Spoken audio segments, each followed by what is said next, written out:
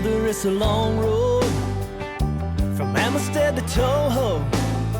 Doesn't matter which way you go, the miles are all the same. But when you finally get there, and when you pull the cover off, then it's time to get a little bit lost out on the lake. Gonna back this boat into the water, find a way to win a couple dollars. Where the man says there's a cold front coming down, bring it on, I've seen it all by now. I can catch them shallow, I can catch them deep, open water or the back of the creek. Wind and rain to me, it's all the same. I make a living playing this game, and I thank the Lord above every time I can. I get to be a fisherman.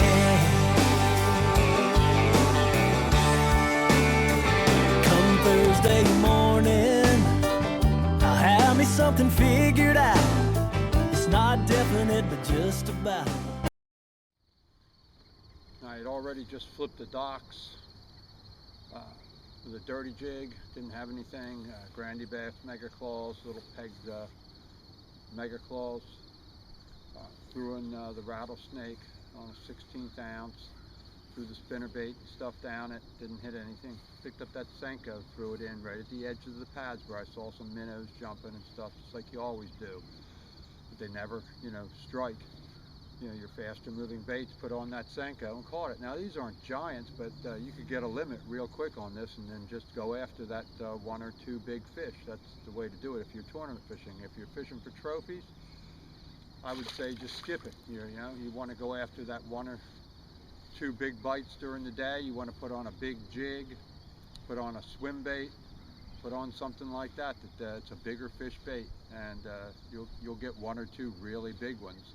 Or you can catch yourself a limit. It depends what you're after. Depends what you're looking for, whether it's fun, whether it's trophy fishing, or whether you're pre-fishing for a tournament or fishing a tournament. So it's going to depend. You can get a limit on the Senkos and different soft plastics.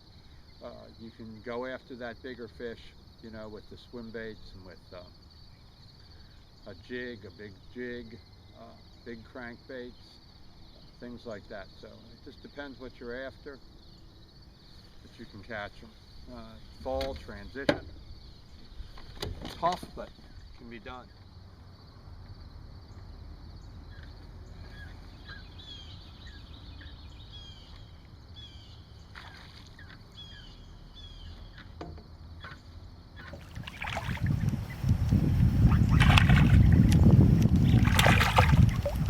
Senko.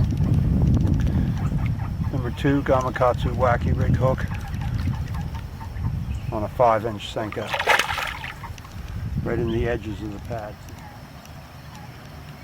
Now you see how that wacky rig hook catches them right up in the top of their mouth. When you set it right, you just reel down when you feel them and give it a little lift up, a little snap in your wrist, not the same kind of a hard hook set, and just reel down. That pulls right up into the top of their mouths like that.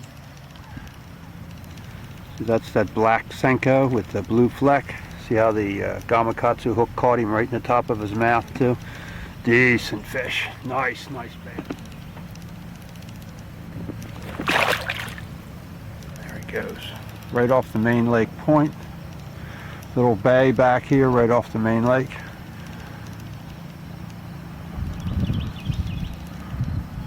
I worked the tools all around in here with this and the laydowns, and he came right from the outside edge of the... I don't know if it has anything to do with it or not, but today I've been putting this smelly jelly all over the jigs and the Senkos.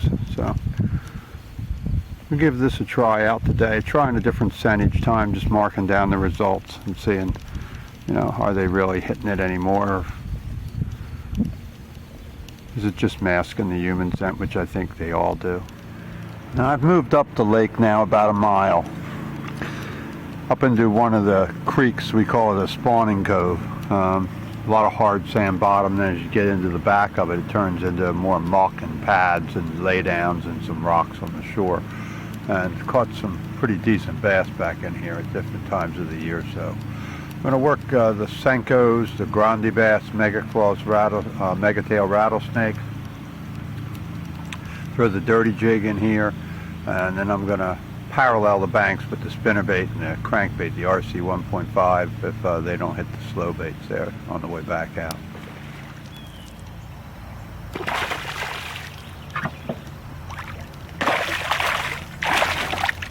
Senko, edge of the pads.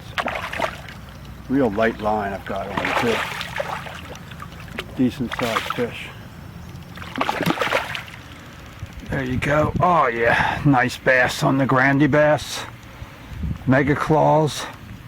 Okeechobee crawl on the back of that dirty jig. I just using a little 1/4 ounce dirty jig. Look at that, nice bass. There he goes, came right out of the dock.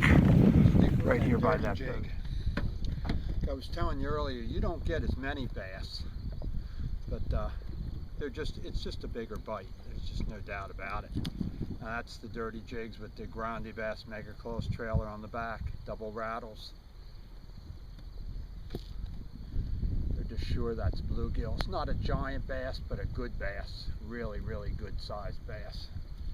All right, let's get this one back in. Let's see if we can get a couple more here. Well, finally got a little bit warmer. Take that jacket off, thank God. It's pretty cold this morning, but it's nice out now. This dirty jig, 1/4 ounce with the Grande Bass Mega Claws trailer on the back, the Okeechobee crawl. That's a hot bait, it really is. Even when it's not the thing to have on, where they were hitting that Senko a little bit more, and they were good 2 and 2.5, 3 pound fish. I caught a bunch of fish on a spinner bait that were just in the pound, 1.5 pounds. Legal keepers in a tournament, nothing that you want to, you know, end up the day with, for sure.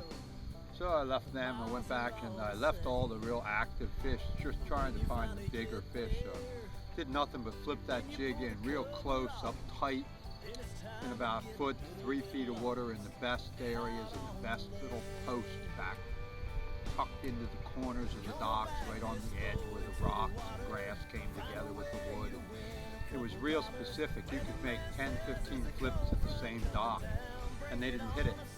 And then you just get it right back in the corner, all the way, nice quiet presentation where it didn't splash, we hit the water, boom, they hit it right away.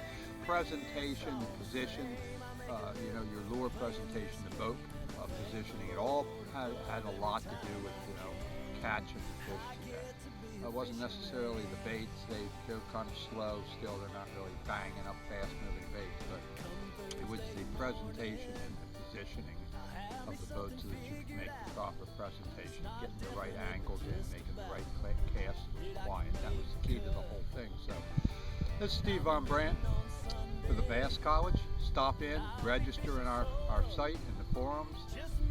Check it out, look around, you get free baits with all your orders. We've got tips, tackle, videos, pros, and guides here to help you. We have over 45 years of experience here in the Northeast and in California. So stop on in, see what we have to offer. You'll find it's not like any other website you've ever been to before. So until next time, Steve Von Brandt, I'll see you down on the